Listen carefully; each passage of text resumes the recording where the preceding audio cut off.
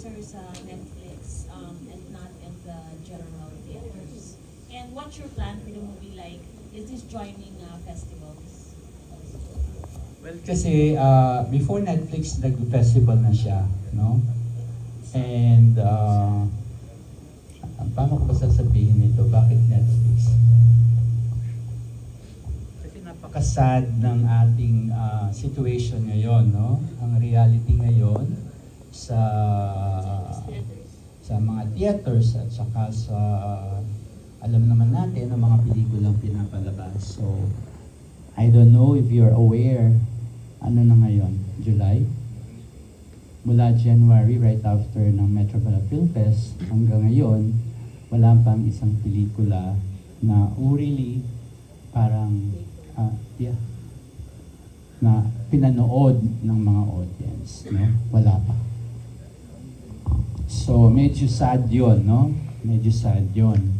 So, in as much as gusto ko siyang mapanood ng mga tao sa sinihan, parang malaki, as a producer, kasi malaki ang gagastusin mo eh. Hindi lang naman yung parang may palabas mo siya. Dadaan ka sa distribution, dadaan ka sa, alam mo yun, sa promotion, malaking gastos yun. And usually, halos yung ginastos mong yun, hindi mo pa makakukuha eh. Sa kikitayin ng film. Especially kung 1 week lang siya. Swerte ka na kung maka 1 week ka. Okay, normally mga 5 days yan. Pero generally, 1 day or 2 days lang pinapalabas sa mga sinihan. Okay, regardless whether it's mainstream or indie. That is sad reality. Of course, sana mabago natin. Di ba? Siyempre, ang Netflix, on the parang lighter side, ang advantage naman ng Netflix, maraming makakapanood. Hindi lang dito sa Pilipinas, kundi sa ibang bansa. Which is actually very encouraging naman. The only advantage naman ng sinihan is that, ito, yung ganitong experience. Diba? Nasa cinema ka, tama yung audio mo.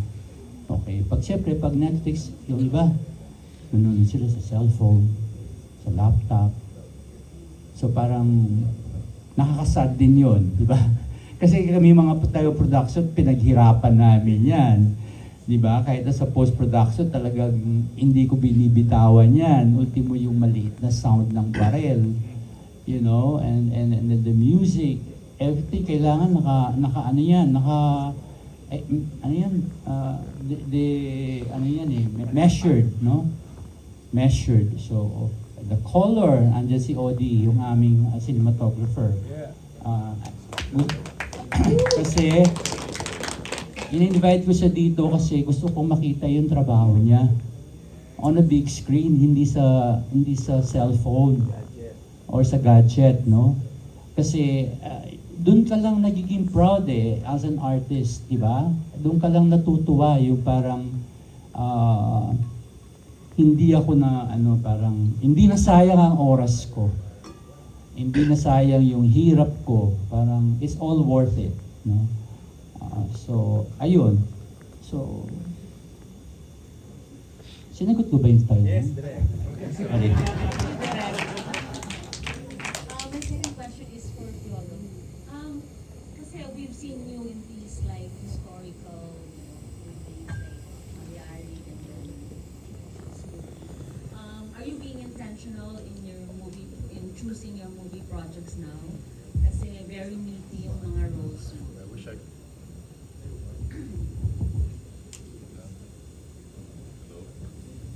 Hello? Yeah.